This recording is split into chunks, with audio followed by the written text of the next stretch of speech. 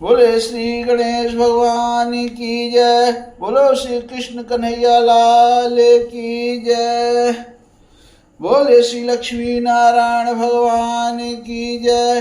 बोले सियावर रामचंद्र की जय। बोले उमापति महादेव की जय। बोलिए हनुमंत लाल की जय। बोलिए अम्बे मात की जय। आप सभी मेरे प्यारे दोस्तों का हमारे YouTube चैनल पर आप सभी का स्वागत है। हमने पीछे की कथा में सुनाया था कि प्रकृति और पुरुष के विवेक से मोक्ष प्राप्ति का वर्णन, मनुष्य को कैसे मोक्ष प्राप्ति हो सकती है। तो वही कथा हमने सुनाया था जब माता देवहूति अपने पुत्र भगवान कपिल से ये संवाद किया था, उन्होंने चर्चा किया था। तो भगवान कपिल मुनि उन्होंने मोक्ष प्राप्ति का वर्णन समझाया। तो अगर आपने मोक्ष प्राप्ति का वर्णन नहीं सुना है वो कथा, तो आप हमारे इसके पीछे के पाठ में आप कथा में आप जरूर सुनना। और आज हम श्रीमद् भागवत महापुराण तृतीय स्कंध अथाष्टविंशो अध्याय यानी 28वां अध्याय की कथा सुनाएंगे।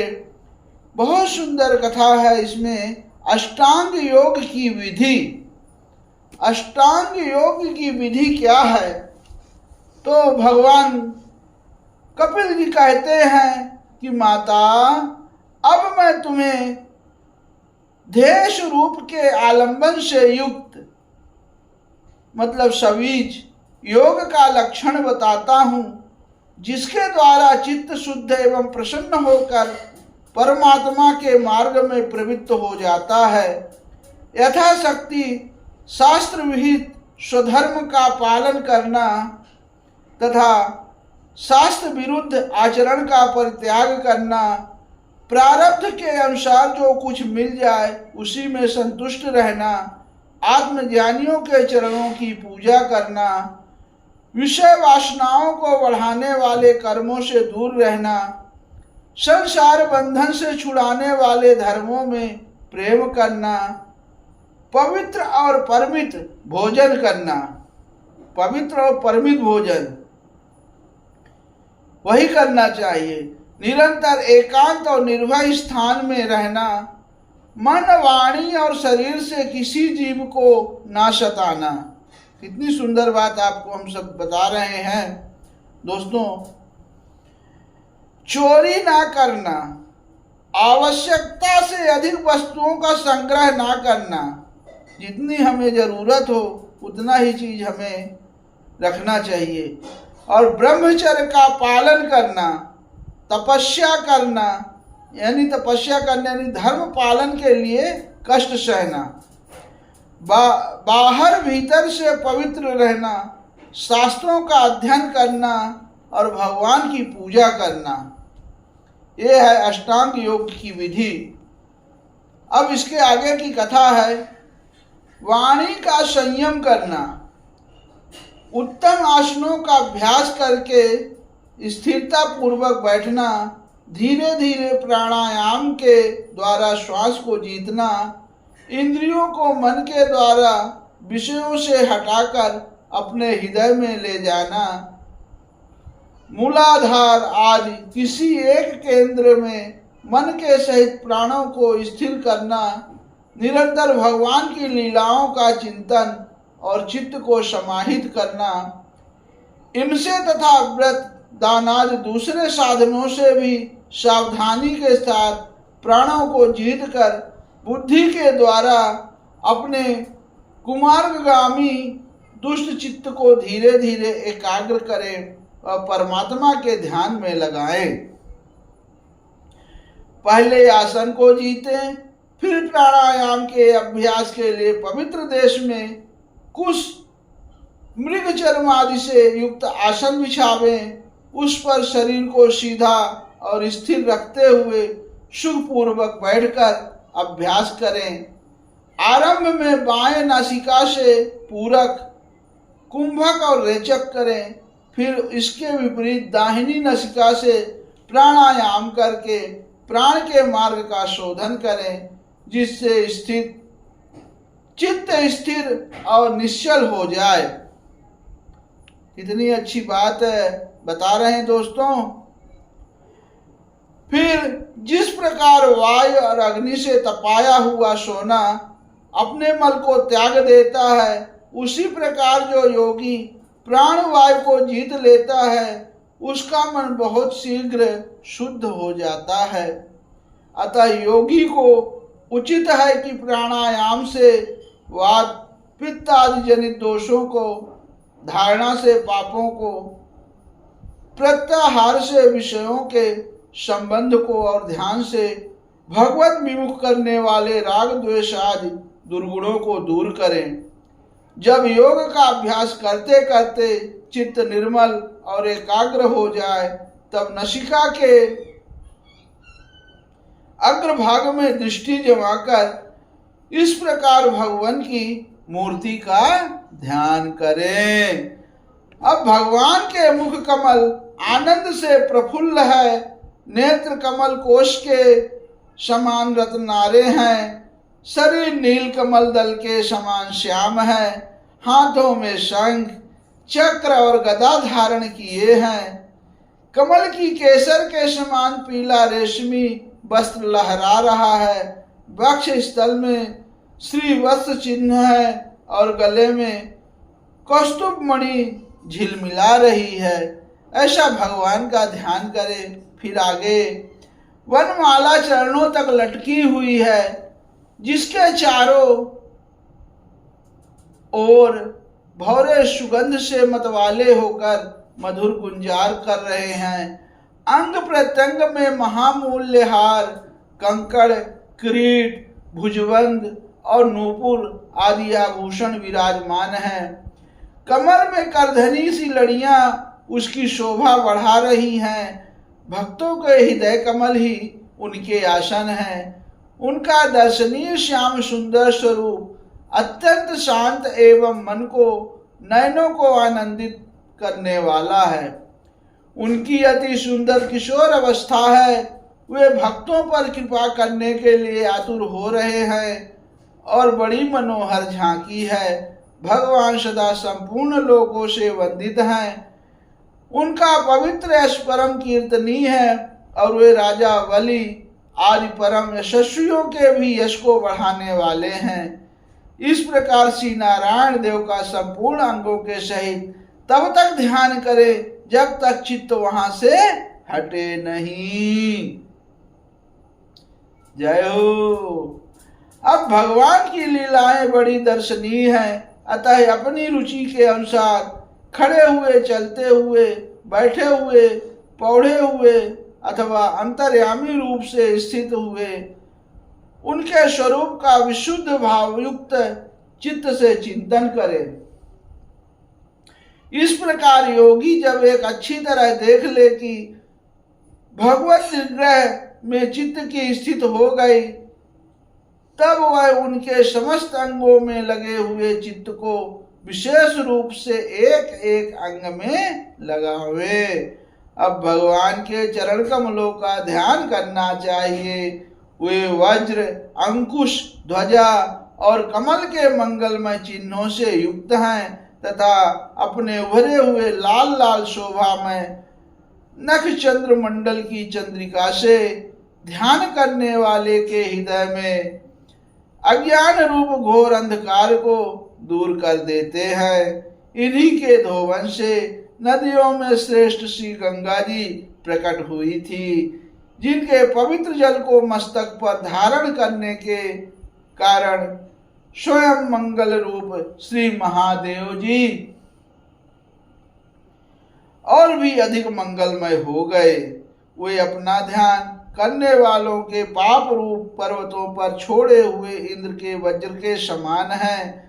भगवान के इन चरण कमलों का चिरकाल तक चिंतन करें।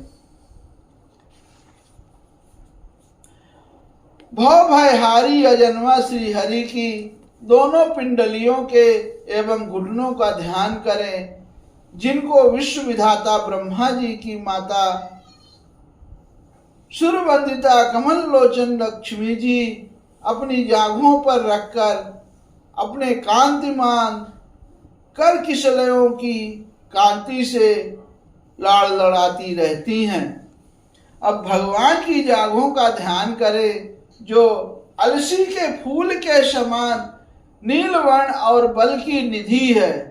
आप लोग ने अलसी उसका फूल देखे होंगे, कैसे बढ़िया सुंदर एकदम नीला नीला होता है। तब गरुण जी की पीठ पर शोभायमान है भगवान के नितंबिका बिंब का ध्यान करें, जो एड़ी तक लटके हुए पीतांबर से ढका हुआ है और उस पीतांबर के ऊपर पहनी हुई स्वर्णमयी करधनी की लड़ियों को आलिंगन कर रहा है। अब संपूर्ण लोकों के आश्रय स्थान भगवान के उदर देश में स्थित नाभि सरोवर का ध्यान करें। इसी में से ब्रह्मा जी का आधारभूत सर्वलोकमय कमल प्रकट हुआ है। फिर प्रभु के श्रेष्ठ मरकत मणि सदृश दोनों स्तनों का चिंतन करें, जो वक्ष स्थल पर पड़े हुए शुभ्र हारों की किरणों से गौरवर्ण जान पड़ते हैं। इसके पश्चात पुरुषोत्तम भगवान के वक्ष स्थल का ध्यान करें, जो महालक्ष्मी का निवास स्थान और लोगों के मन एवं नेत्रों को आनंद देता है। फिर संपूर्ण लोकों के वंदनीय भगवान के गले का चिंतन करें, जो मानो कस्तूभ मणि को भी सुशोभित करने के लिए ही उसे धारण करता है। अब समस्त लोकपालों की आश्रयभूता भगवान की चार भुजाओं का ध्यान करें, जिनमें धारण किए हुए कंकण आदि आभूषण समुद्र मंथन के समय मंद्राचल की रगड़ से और भी उजले हो गए हैं।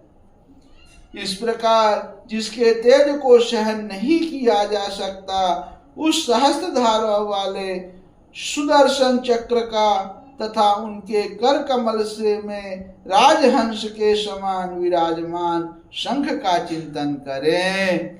फिर विपक्षी वीरों के रुधिर से सनी हुई प्रभु की प्यारी कौमोद की गदा का, भौरों के शब्द से गुंजायमान वरमाला का और उनके कंठ में सुशोभित संपूर्ण जीवों के निर्मल तत्व रूप कौस्तुभ मणि का ध्यान करें।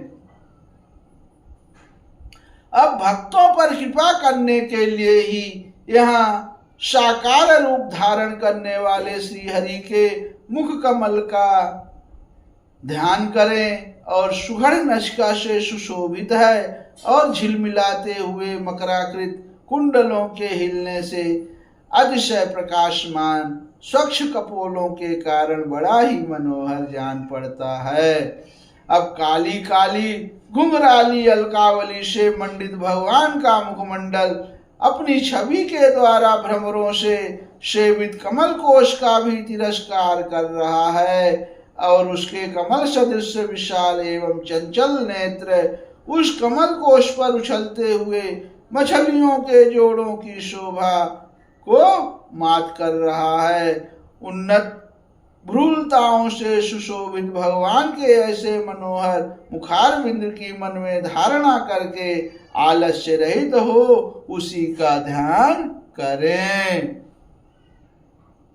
अब हृदय गुहा में चिरकाल तक भक्ति भाव से भगवान के नेत्रों की चितवन का ध्यान करना चाहिए, जो कृपा से और प्रेम भरी मुस्कान से क्षण क्षण अधिकाधिक बढ़ती रहती हैं, विपुल प्रसाद की वर्षा करती रहती हैं और भक्तजनों के अत्यंत घोर तीनों तापों को शांत करने के लिए ही प्रकट हुई है।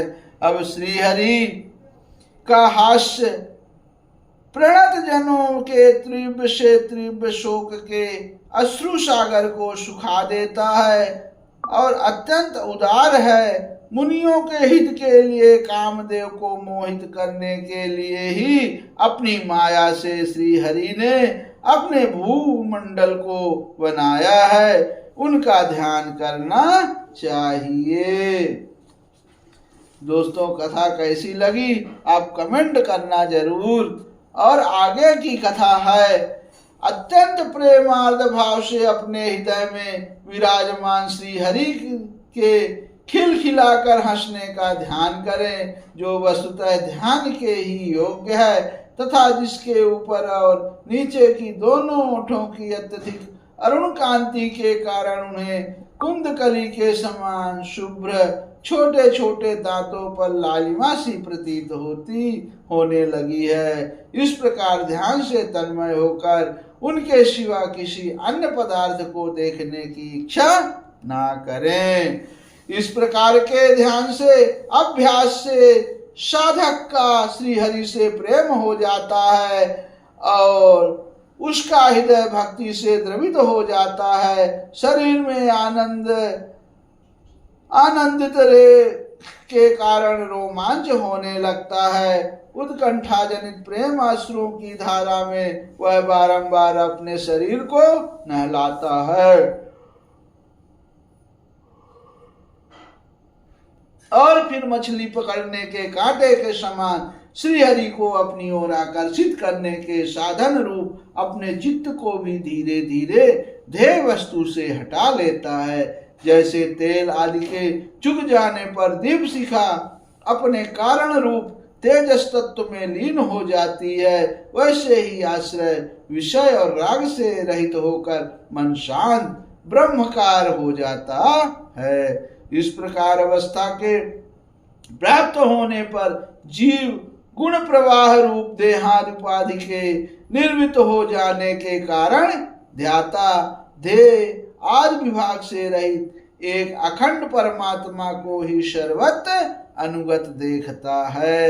योगाभ्यास से प्राप्त हुई चित्त की यह अविद्या रहित लय रूप निर्वृत्ति से अपनी सुख दुख रहित ब्रह्म रूप महिमा में स्थित होकर परमात्मा तत्व का साक्षात कर लेने पर वह योगी जिस सुख दुख के भोक्तृत्व को पहले अज्ञानवश अपने स्वरूप में देखता था, उसे अब अविद्याकृत अहंकार में ही देखता है। जिस प्रकार मदिरा के मद से मद वाले पुरुष को अपनी कमर पर लपेटे हुए वस्त्र के रहने या गिरने की कुछ भी सुधि नहीं रहती, उसी प्रकार चरम अवस्था को प्राप्त हुए सिद्ध पुरुष को भी अपनी देह के बैठने उठने अथवा दैववश कहीं जाने या लौट आने के विषय में कुछ भी ज्ञान नहीं रहता, क्योंकि वह अपने परमानंदमय स्वरूप में स्थित है।